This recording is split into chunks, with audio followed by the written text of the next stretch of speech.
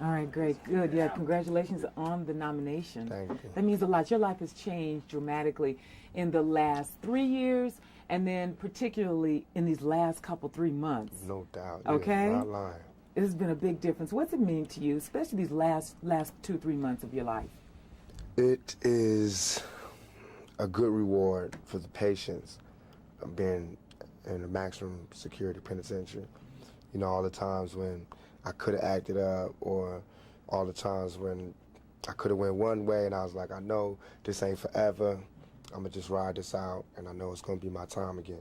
And now it is my time again, and I appreciate everybody that wrote me letters, telling me to be patient and wait, everybody that, you know, helped me to see that, you know, as long as you got your faith, you know, you can ride anything. There's nothing too scary where I'm gonna just give up, you know what I mean? I've seen hell and everything after it, so. It's been some very interesting articles out recently. This man here is responsible, Papa G, getting a lot of press out about you all. Let me ask a comment about one of the things that I read. Certainly you're here at the family now. You all call this a family. What's it mean for you to be here with Death Row?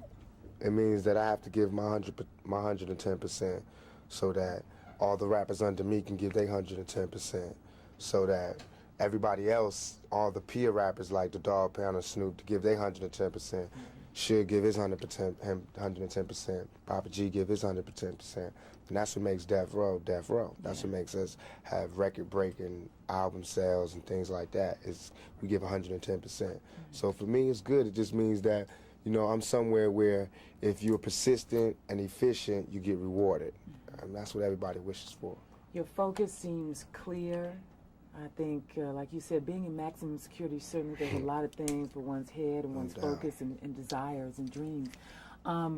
You come out, you hear a lot of controversy going on right now about rap, just Time Warner dropping Interscope and a lot of things that have resulted from people saying it's a bad image, it's bad for young people. Tell us your comments on that. I said so many comments on this, but basically it's a hypocritical view, because what you're saying is it's okay for us to live in the dirt, in the gutter, in less than human conditions, but it's not okay for us to tell people that we're living in these conditions. Everything was cool, you know. The ghetto was okay. It was habitable until we started talking about exactly what were the repercussions of living this type of lifestyle. What happens when you live in this kind of environment? What type of person it changes you into? Now all of a sudden it's like you can't talk about that. But this is what we live in.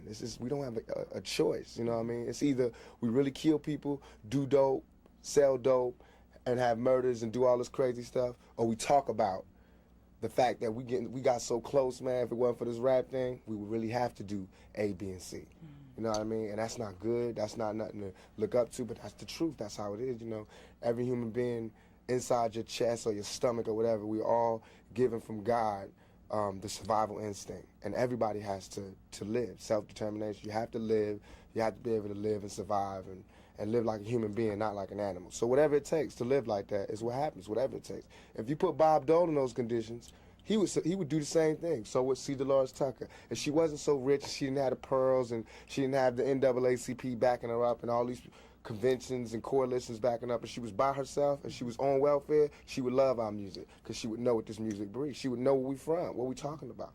But from where she at, she can't understand and not understand where they coming from, because now that I got money, it's hard for me to hear a lot of the stuff that we got to listen to. But I can't be a hypocrite, though. I got to understand it's only a few dollars that's keeping me from being that right there. Image is everything. Papa G is taking good care of you guys, you know. Tell me what it means to have George Price behind you all out there in terms of publicity, really getting the word out and the truth as you all want to speak it. What does that mean to you?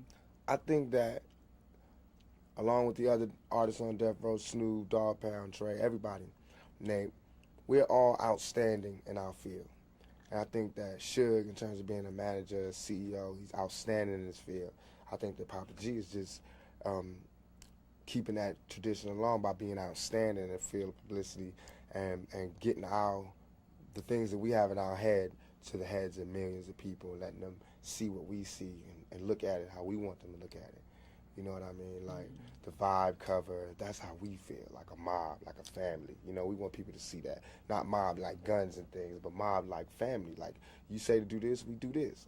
And like with the New York Times cover, that's like the ghetto coming home picture. You know what I mean? With the cash and all of that. Every time somebody come out of jail, they got to take those kind of pictures. They got to get their humanity back from all the days they had to bend over and have some man looking in they, you know what I mean? For all the times they had to strip naked, for all the times they had to cut their visit short and couldn't hold their girl and couldn't kiss their girl. Now you get to floss like that. You know what I mean? Now you get to act like that. And it's not because I'm going nanny to other people. It's because I'm doing this for the guards.